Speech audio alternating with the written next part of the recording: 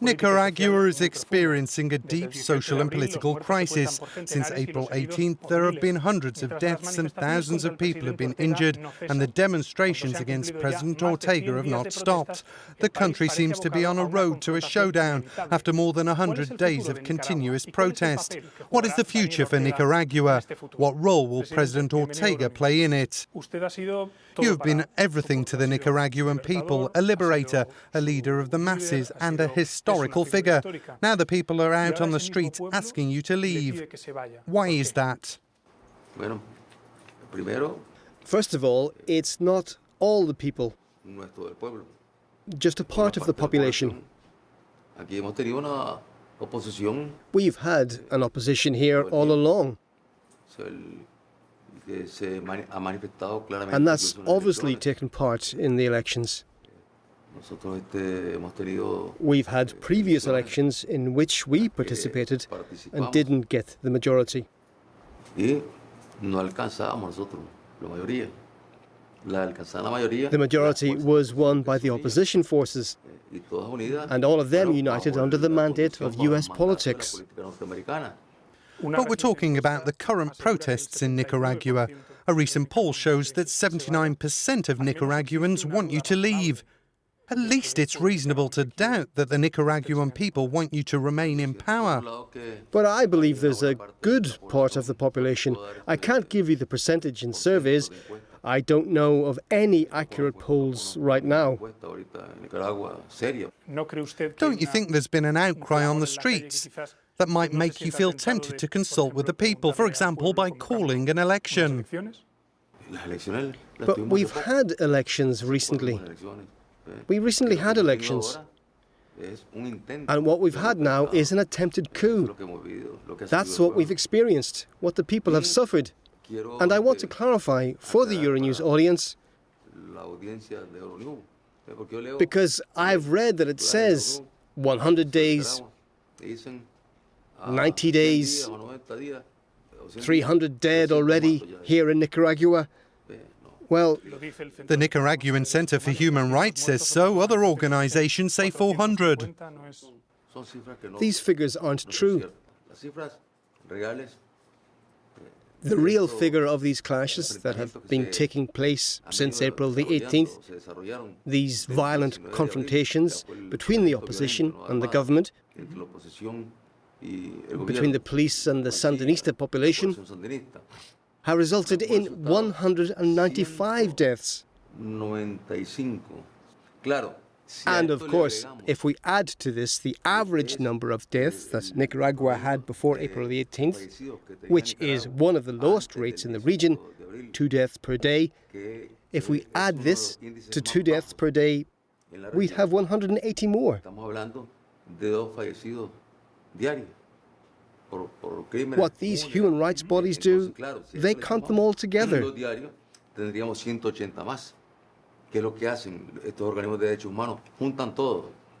So according to you, they're manipulating the figures. They count everything.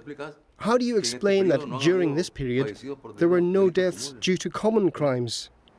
That's not what they say. The organizations that talk about these deaths do not say that there are no common crimes, but that the number of deaths from the protests is between 300 and 400, which is a fairly high figure. They put it all together. Everyone who shows up as deceased is counted as deceased in these protests. What I don't understand is, for example, you've let the Nicaraguan Center for Human Rights get in to count the deaths. Why would they suddenly start manipulating the data?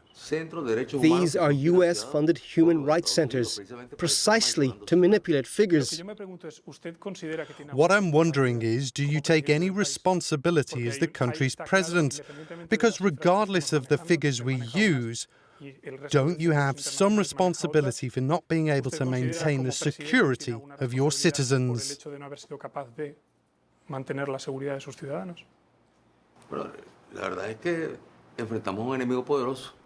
The truth is that we are facing a powerful enemy that has intervened militarily in Nicaragua.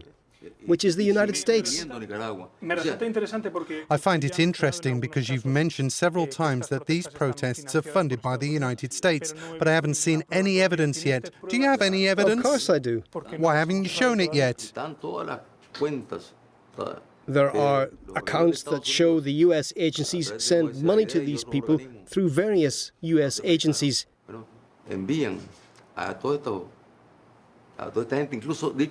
They've even said it publicly. They've announced the amount of millions they allocate to Nicaragua for democracy, as they say, but they divert it to destabilize the country and encourage armed actions by gangs that commit crimes since 2007, when we took power.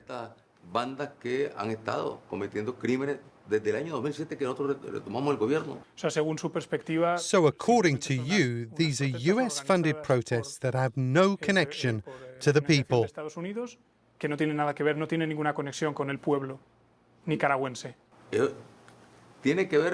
It has to do with that part of the population that is affiliated to opposition forces that are in parliament, that had an active part in the blockades. When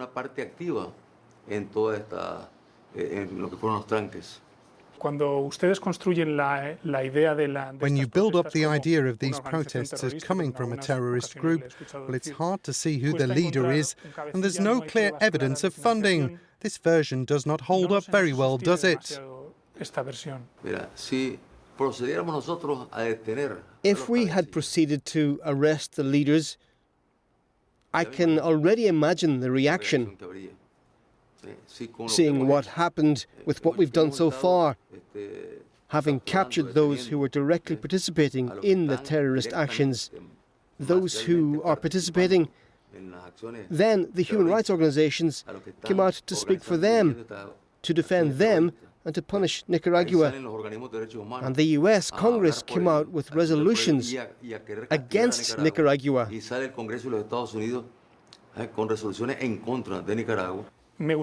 I would like to ask you about the paramilitaries or paramilitary police, because they have a role which isn't very clear. Many witnesses speak of their collaboration with your security forces. And they are people who are accused of committing crimes. For example, Amnesty International speaks about extrajudicial executions. What's your view? Amnesty International has not presented a single piece of evidence. What is public is how right-wing paramilitaries have killed at the blockades and have filmed and tortured citizens for being Sandinistas.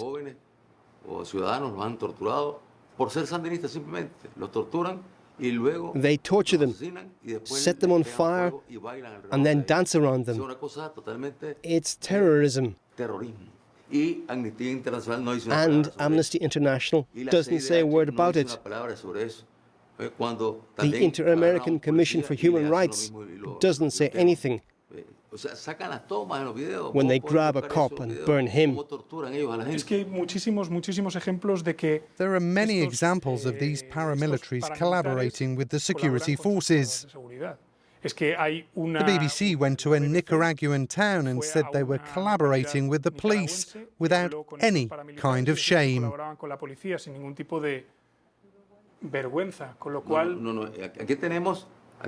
No, here what we have is called the voluntary police. No, but these were masked people, because the volunteer police are not masked. The volunteer police in special operations are masked in normal time. There are even countries in Latin America where judges are masked so they don't get killed. So these people who define themselves as paramilitaries were still volunteer police officers. That's right, they're volunteer cops. If you sit down at the table again for talks, what are your red lines? Is leaving power a red line, something you could not accept? Is calling elections something you could not accept under any circumstances?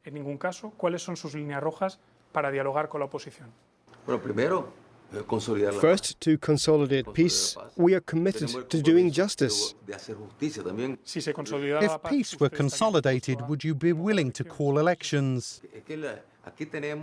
Here, we have constitutional norms that establish electoral periods.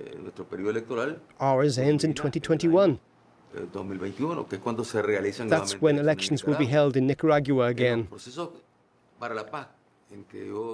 In all the peace processes in which I've been involved in Central America, it was never considered that elections should be brought forward. Forgive me for asking you this again, but I would like an answer. Are you not considering resigning at any point during the dialogue or bringing forward elections? Because calling snap elections is also constitutional. In Central America, this has not happened. In Colombia, every time there's a peace process, elections are not brought forward, with the blood that has been shed in Central America. So you're not even thinking about it? No, the opposition has told me. They've even told me that I have to leave now. They shouted that at me on April the 19th. I think it would be a very serious precedent for the good of the country. If another government arrives, then the Sandinista National Liberation Front would have the right to stop the country and ask the government to leave the following day.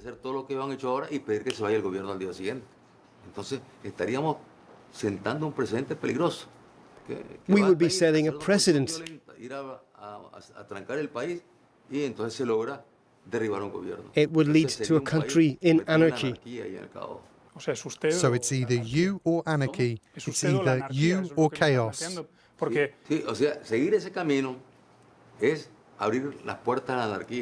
Yes, to follow that path is to open the door to anarchy in the country. This is not good for the country. Stability that brings security, that is important for the region. Nicaragua is the dam of organized crime and drug trafficking. A broken Nicaragua would mean that the region will be taken over by drug trafficking. In 2017, you won your third term in office, and both your wife and some of your children began to hold important positions. Why are your family and your government so intertwined? The only one who has ever held an important position is my partner. As a Sandinista militant, I knew her as a Sandinista militant. I found her in the Sandinista camp, and as a Sandinista militant, she has the right to hold a position, and this is the first time she's ever held it. My children are dedicated to television, to journalism. That's what they've studied. Also oil. No, none of them. That's what our opponents say. Simply put, first of all, we're not an oil-producing country. Here, the big corporations are the ones who run the oil industry. Then there's been a cooperation with Venezuela on oil. That's got nothing to do with the commercial operation. It's a relationship with oil. But that one hasn't been handled by my children. There's a sense that the differences between your family and your government are perhaps... The experience of the dynasty here in Nicaragua, Somoza sent his son to West Point and made him chief of the guard, chief of the army.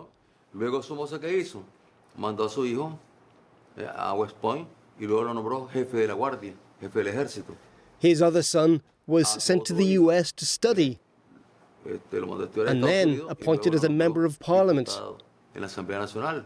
Mr. President, I understand that Somoza created a dynasty, but we're talking about Nicaragua in 2018. And what I'm asking you is about the unrest in the population, and you can't deny that.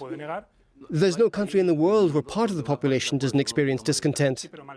Yes, but not all over the world. There is anger because there are family members within the government handling important issues. That is false. So you do not think there's a problem with the connections among so many official institutions and your family, your government? They're just on TV. What kind of crime is that? Don't they have the right to work? Don't they have the right to work in a newspaper? Is it because they make a kind of journalism identified with the efforts that we make for peace? Is that bad? Another of the complaints since 2011 is that you are clinging to power.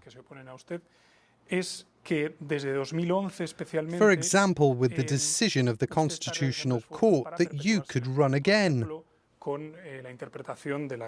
Don't you understand this might be one of the reasons for the unrest?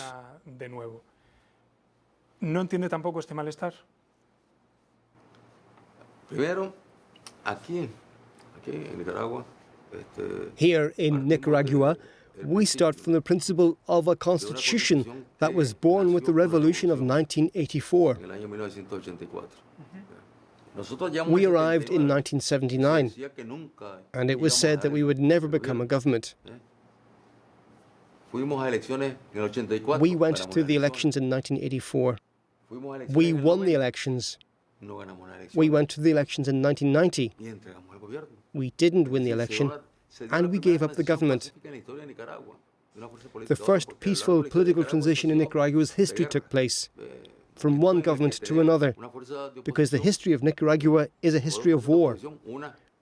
When you could have two opposed governments, one from León and the other from Granada. Why then try to run again if it was clear from your constitution, according to the Assembly, that you could not run? In the 1984 Constitution, the Constitution was open for re-election. But in 2011? In 2011, I simply used the resource that President Oscar Arias used to re-elect himself in Costa Rica. President Oscar Arias is one of the most democratic presidents in Latin America. Well, if I had Oscar Arias here, I'd ask him the same. President Oscar Arias used this resource to be re-elected in Costa Rica and was re-elected. President Alvaro Uribe of Colombia also used this resource. And in both cases, in Costa Rica and especially in Colombia, I would ask the same question that I'm asking you. But if it's good for one, it's also good for another. These are principles that are open there. But my question is it good or bad to try to get re-elected when the Constitution specifies that it's not in its spirit? Is it good or bad regardless of who does it? We found a constitutional way, and then the current constitution was reformed. The current constitution leaves the door open. It does not prevent re-election because it was reformed. So that you could be re-elected. So that anyone could. In this regard, from 2011, quite a few reputable bodies that study democracy in the country claim that democracy has deteriorated because of your alleged actions to try to stay in power. Do you consider that Nicaragua is a democracy? It is a democracy because, in the end, it's the people who decide with their vote. The people cannot be prevented from deciding. Because, in Europe, there are systems of indefinite re-election.